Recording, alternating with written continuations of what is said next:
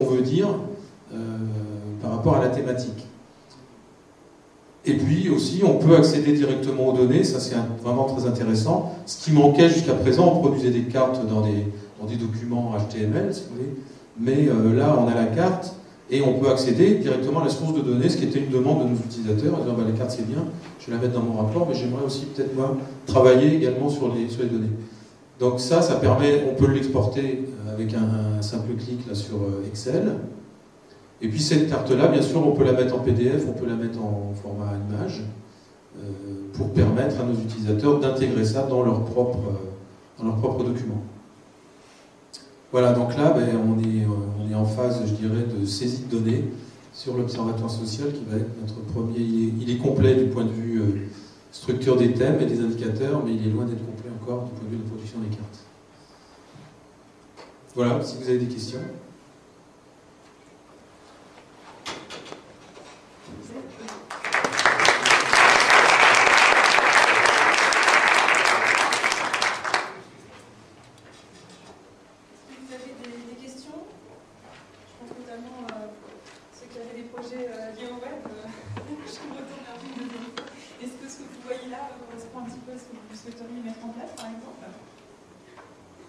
Oui, tout à fait. Et puis, entre-temps, vu la démo de TTD Web, donc on va réfléchir de plus en plus et éventuellement utiliser. Je pense que c'est très intéressant. Qu'est-ce qui vous paraît en particulier utile dans ce type de projet? Utile, c'était le fait de. Pour nous, c'était que chaque client avait accès à leurs propres éléments et pas à ceux qui ne peuvent pas avoir accès à leurs propres.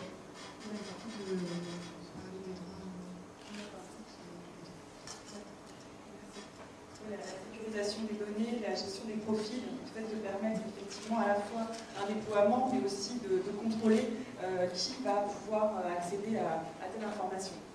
Est-ce qu'il y a d'autres remarques? Ma question, c'est combien vous êtes pour faire ça et combien de temps ça vous a pris? Eh bien, on est pour faire ça, ben, on est surtout Benoît, qui fait ça à temps complet.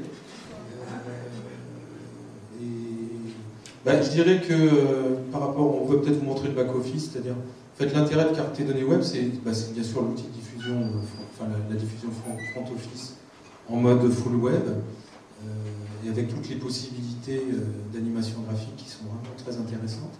Mais c'est aussi le fait que c'est un vrai carte données. C'est-à-dire qu'on peut, nous, on s'en sert soit en import de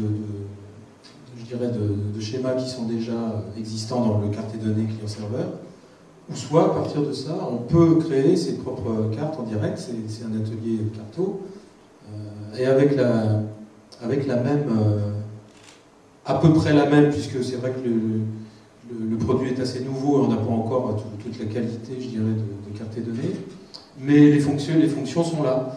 Et ce qui différencie par rapport, vous reconnaissez les données, les cartes, ce qui différencie effectivement par rapport à la carte des données client-serveur, c'est couche et arborescence. C'est là qu'on construit en fait nous-mêmes tout le site. Et voilà, ça vous montre un peu comment on crée une carte avec plusieurs couches, plusieurs items possibles.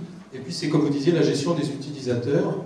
On peut assez finement autoriser des utilisateurs à intervenir. Donc c'est un petit peu la deuxième phase qu'on veut mettre en place, c'est-à-dire que nos référents dans les services pourront intervenir directement dans la mise à jour de données. On pourra leur limiter à certains thèmes. Ils pourront simplement, par exemple, changer la source de données, mais sans changer la représentation, par exemple. Donc ça nous permet quand même de soulager Benoît et de faire en sorte que toutes les cartes et toutes les données ne seront pas forcément mises à jour par lui.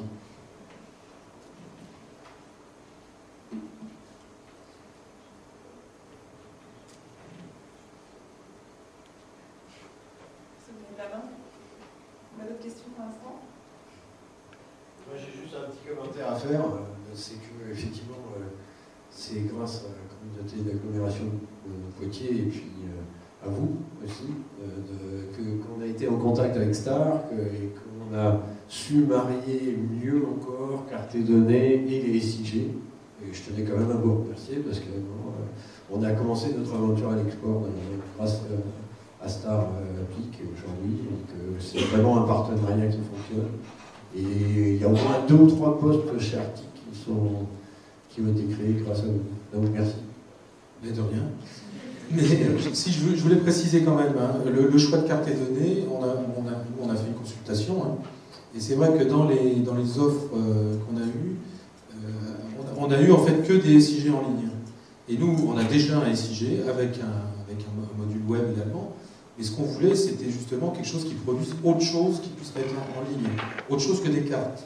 Là, l'intérêt de carte et données web, c'est qu'effectivement, à partir d'une même base de données Postgre, par exemple, c'est notre cas, on peut produire une carte, mais aussi on peut produire un graphique, et aussi on peut produire un tableau. Et ça, il n'y en avait pas beaucoup sur le marché qui savaient, dans un même outil, permettre de produire des graphiques, des tableaux et des cartes. Ce que font en fait les autres, c'est qu'on a un SIG web, et puis de temps en temps, on peut mettre un PDF, ou on peut éventuellement aller bricoler de l'HTML pour mettre un graphique, mais c'est, je dirais, le niveau le plus souple de ce qu'on a trouvé, nous, c'est cet outil-là. Voilà, merci.